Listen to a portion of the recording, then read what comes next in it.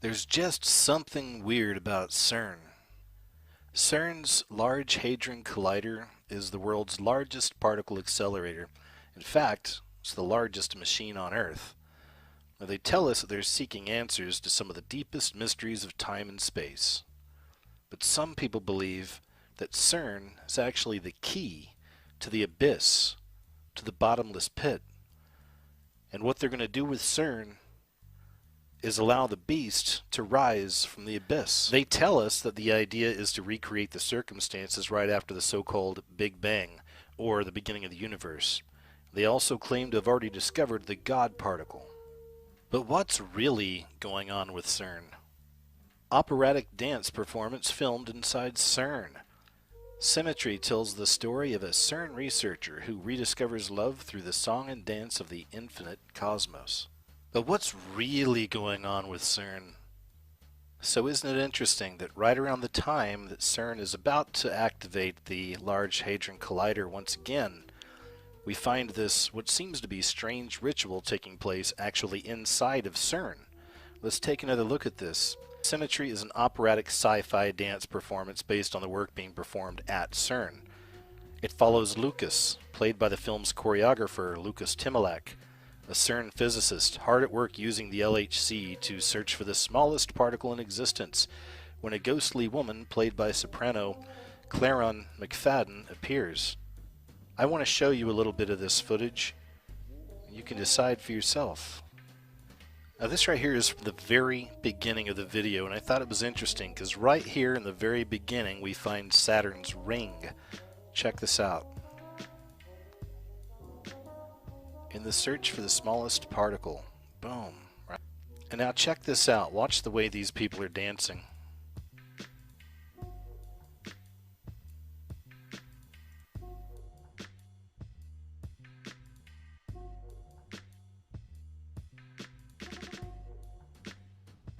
It's also interesting to note that in between the different segments of this short video, they like to keep showing us Saturn's rings.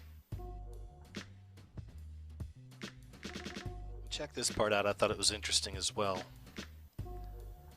Now they're about to jump over to a new scene, and then watch the guy's cheek, and then there's that guy in the black right behind him. Now watch. Once again, just keep in mind that there is a very, very common belief that CERN, what they're doing, that these people are actually in league with the fallen angels, or with the satanic system itself, the devil himself, the beast system, or the Illuminati, you could even say. All this stuff is tied in together. This is really heavy stuff, and I find it amazing the things they're kind of showing us just in this short video, or this ritual that they performed at CERN. So just considering the possibility that that's actually what they're doing, that they are trying to open up the pit, that we are really in those times, as prophetic times, that it's time to unleash the beast, right? Then man, this imagery is interesting, isn't it? So look at this. Just watch. It's open, right? Here it comes. Anyway, it's interesting. It goes right here. Got the lady in white inside of the magic circle. You got the guy dressed in black walking outside of it. So once again, we have that symbol of the dark and the light. This time the light is the lady in white, and she's inside of a magic circle with the man in black walking around the edges. There was the ring again, right? Look, here it comes. Gates open. Boom. Here they come, right? Fallen angels, the devil himself. They're on the way. It makes you wonder. So something else I thought was really interesting is I went ahead and took a look at the names. Let's take a look at the name Lucas. And it just so happens that the name Lucas, right there in the middle you can see on the left, means light. We are dealing with Lucifer here, yes? It's bringing in Lucifer, bringing in the light. So then I look up the name for Claron. It just so happens it means bright. So we have these two characters, the bright light, performing this ritual at CERN. Where many people are concerned, they are literally trying to unlock the bottomless pit, that we are in the time where the beast rises, and this is essentially what they're trying to do. The part in the beginning of the video where they were all dancing around kind of weird, right? Well, it reminded me of I Pet Goat 2. If you haven't heard of I Pet Goat 2, it's a video. Please go check it out. It's all over the place. A lot of people have done breakdowns on the symbolic meaning behind it. And I say a lot. I mean a lot. And that's okay, because it's just that deep. This is some really deep occult stuff with I Pet Goat 2. There's a lot of different meanings going on there. And many of us do believe that it's truly a spiritual message, essentially laying out the times we're in. So another connection here is the statue of Kali stands out there in front of CERN.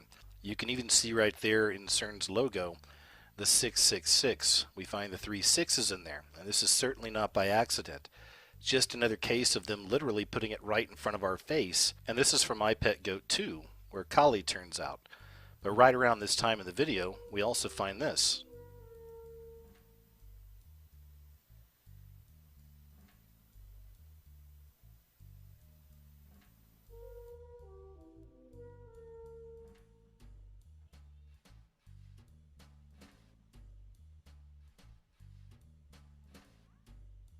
Take you back and show you another symbol that happened right there. Now watch real closely at the floor as this character's dancing around, and you're going to see a whole bunch of shark fins rise up. I'll see if I can catch it.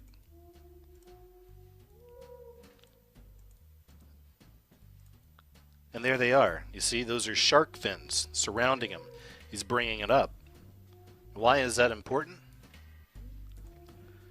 Because I've covered the shark symbolism in other videos as well. We continually find these sharks turning up in these big public Illuminati rituals. And time again, I'm finding, for whatever reason, the sharks connected with a lot of established Illuminati symbolism.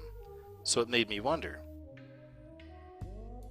From the example in I Pet Goat 2 with the shark fins, the connection with Kali, the connection with the LHC, the possibility that they're unlocking the pit, it only makes sense that the shark symbolizes the coming from the pit. But wait, there's more. For those fans of the old television series Lost, there's also a connection there with CERN and the LHC. There was a secret government group called Dharma in the television series Lost that was investigating all the mysteries around this island, this time-traveling island with all these mysteries and magic going on. It makes more sense now to me. I'll say that. So it's also interesting to note that not long ago, Rihanna made news by going outside the gates of the White House, and they made sure to tell us that it was outside the gates. Now the official story here is that she was trying to play some kind of a role of an actress on some TV show she likes. What really stood out here is that she posted this on her Instagram outside the gates, she even said, of the White House. So she's outside the gates of the White House, and she wrote, "Cyrus, let me in. Cyrus, let me in." The Cyrus is symbolic for Osiris.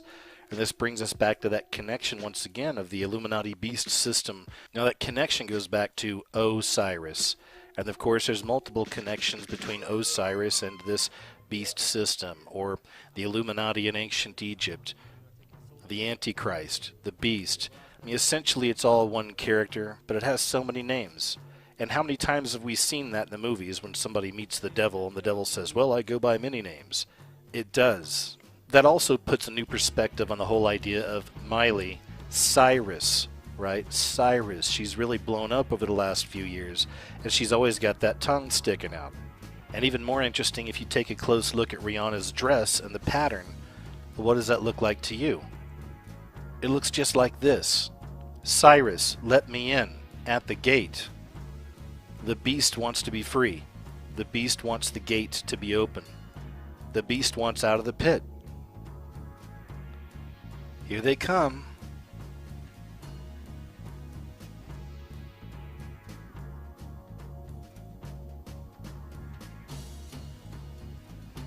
Hey, thanks for watching.